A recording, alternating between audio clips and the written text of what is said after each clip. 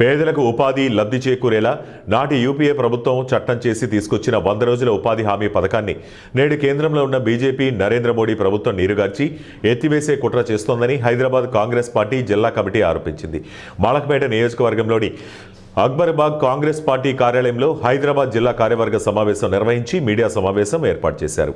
ఈ మీడియా సమావేశం Malakpet Congress party incharge Sheikh Akbar ఆధ్వర్యంలో హైదరాబాద్ జిల్లా అధ్యక్షులు ఖాలేద్ సైఫ్ ఉల్లా ఖాన్ ముఖ్య అతిథిగా పాల్గొన్నారు. ఈ సందర్భంగా వారు మాట్లాడుతూ 2005లో నాటి యూపీఏ ప్రభుత్వం నిరుపేద నిరుద్యోగులకు ఉపాధి కొరకు నాటి ప్రధాని ఆర్థికవేత్త మన్మోహన్ సింగ్ తీసుకొచ్చిన మహాత్మా గాంధీ జాతీయ ఉపాధి హామీ పథకం చట్టాన్ని ఎత్తివేసేందుకు నేడు కేంద్రంలో బీజేపీ మోదీ ప్రభుత్వం ఈ పథకం పేరు తొలగించి మహాత్మా గాంధీ పేరు తొలగించిందని, మహాత్మా గాంధీ నెహ్రూ పేరు వింటే బీజేపీ వెన్నెలో వణుకు పుడుతుందన్నారు. कांग्रेस का कॉन्स्टिट्यूशन का आर्टिकल 1 कहता है कि Congress will work for the betterment of people of Bharat and work for the socialist state by the means of parliamentary things. तो हमारी आइडियोलॉजी में ऐसा नहीं है कि सब सारे लोगों को जिस तरह से नेपाल में हुआ है दूसरे इसमें हुआ है, वो हमारा रास्ता नहीं है.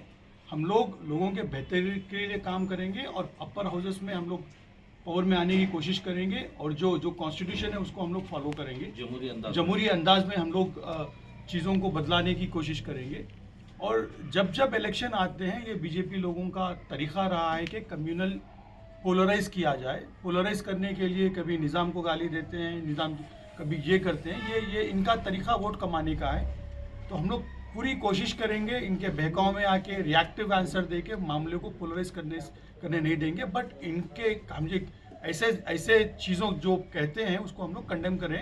इससे पहले भी करते हैं, आगे भी करते आएंगे. वोट चोरी तो रोकी नहीं जा सकती सर, क्योंकि बिहार का इतना बड़ा इलेक्शन होगा. ఎంప్లాయ్మెంట్ గ్యారంటీడ్ స్కీమ్ అనేది కాంగ్రెస్ గవర్నమెంట్ తీసుకొచ్చింది. దీన్ని నీరుగార్చడానికి ఇప్పుడు మోడీ తీసుకున్న నిర్ణయం, దానివల్ల కొన్ని కోట్ల మంది అన్ఎంప్లాయిడ్స్ కాబోతున్నారు.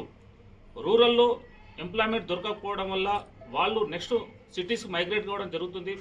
సిటీ మీద దాని బర్డెన్ పడడం జరుగుతుంది. దానివల్ల ఇక్కడ ఉన్న యువత కూడా ఒక ఎంప్లాయ్మెంట్ మీద నష్టం జరిగే అవకాశం ఉంది. దాంతోపాటు రూరల్ ఏరియాస్లో వర్కర్స్ లేనప్పుడు, పనిచేసే వాళ్ళు లేనప్పుడు అది రైతు పైన, ఫార్మర్ పైన చాలా ఇంపాక్ట్ పడుతుంది. ఫార్మర్ అనే దేశానికి ఒక వెన్నుముక. వాళ్ళకు సపోర్ట్గా ఉండడానికి ఈ లేబర్ అనేది చాలా అవసరం పడుతుంది. కూలీ పని చేసుకునే వాళ్ళు చాలా అవసరం పడుతుంది. దేశంలో చాలామంది డైలీ వేజెస్ మీద బతికే వాళ్ళు కొన్ని కోట్ల మంది ఉన్నారు. వాళ్లకు మన కాంగ్రెస్ ప్రభుత్వం తీసుకొచ్చిన మన్రేగాతోని